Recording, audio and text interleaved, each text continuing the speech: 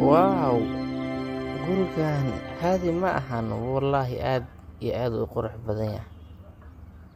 Marka waxaa ii sheegtaa kira miyaa mase idinka iska leh?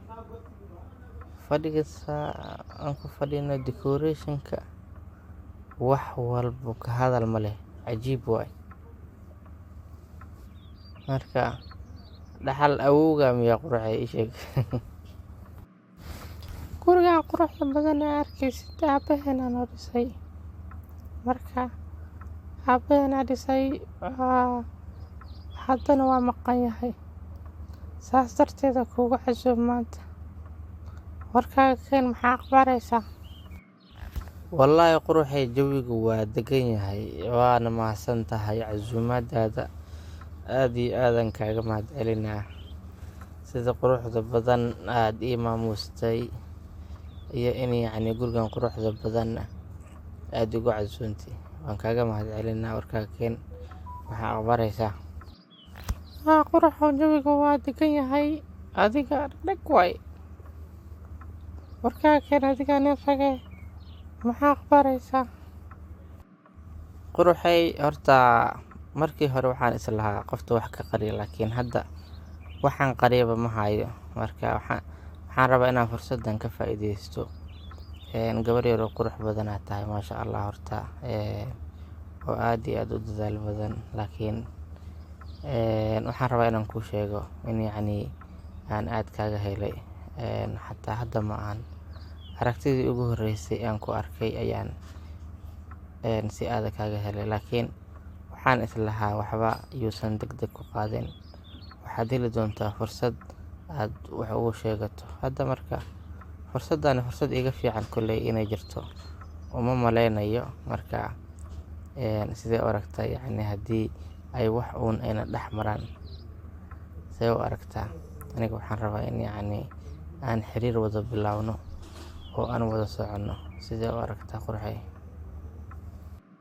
Runtii aniga isma lahayn arrimahan ayuu kuula imaanayaa. Aniga adiga waxaan ku haystay inaad qof walaalkayga tahay. Amaba asxaab caadi aan nahay.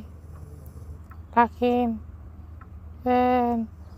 ma la dhihi karaa walaaltinimadeena qalad u fahanto ma la dhihi karaa.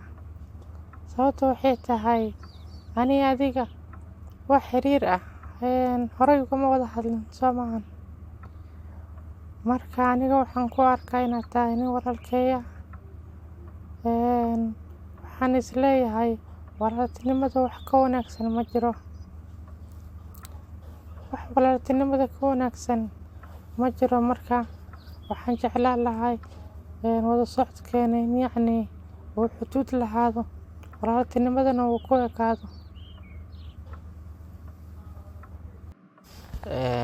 Quruxay waa sax walaaltinimo way naga dhaxaysaa. Walaaltinimadana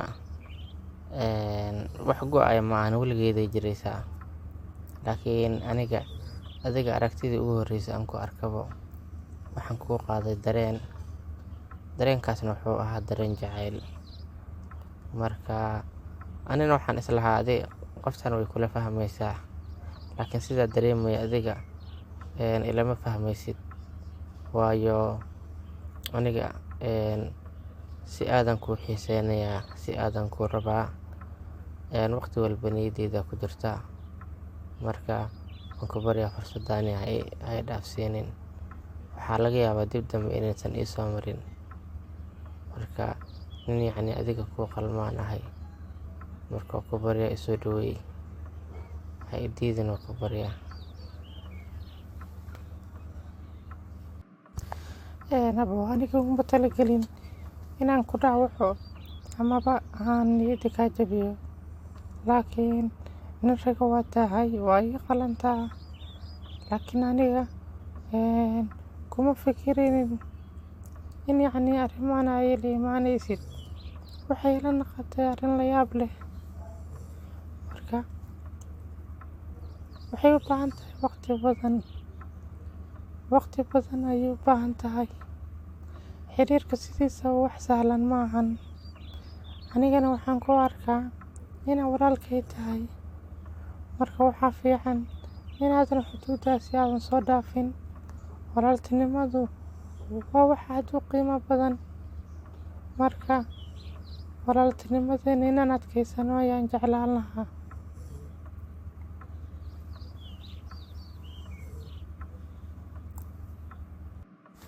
Waa sax, walaaltinimadu waa wax aad iyo aad u qiimo badan, laakiin waxaa jiro waxyaabo qaarkood ee mararka qaarkood qofka bini'aadamka ku abuurmaayo. Aniga la ilama tashan, aragtidaada ugu horreysa quruxdaadan ku indho daraadaray, marka waxaan sameynaya iyo wax kaleeto xataa ma kala ogeyn. Waan ogahay in aad adiga walaal aad ii aragto, laakiin waxaan jeclaan lahaa inaad qadariso dareenka aan aniga ku hayo iyo rabitaanka xad dhaafka ah.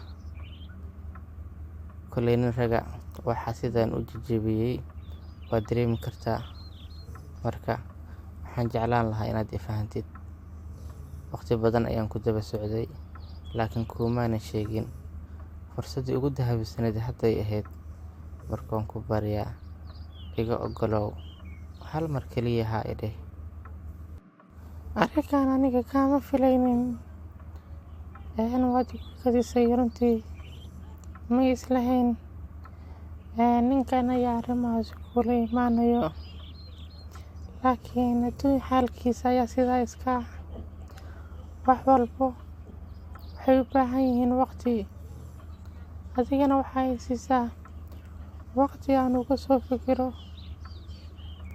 Waan qadarinayaa enerjigaaga iyo sida kalsoonida leh aad iigu sheegatay, laakiin waqti xaadirkan wax jawaaba kuma siin karayo, waayo wax walba waxay u baahan yihiin in laga fikiro.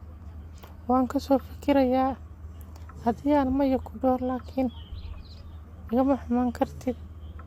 Sababtu waxay tahay adigaa meel qaldan soo galay.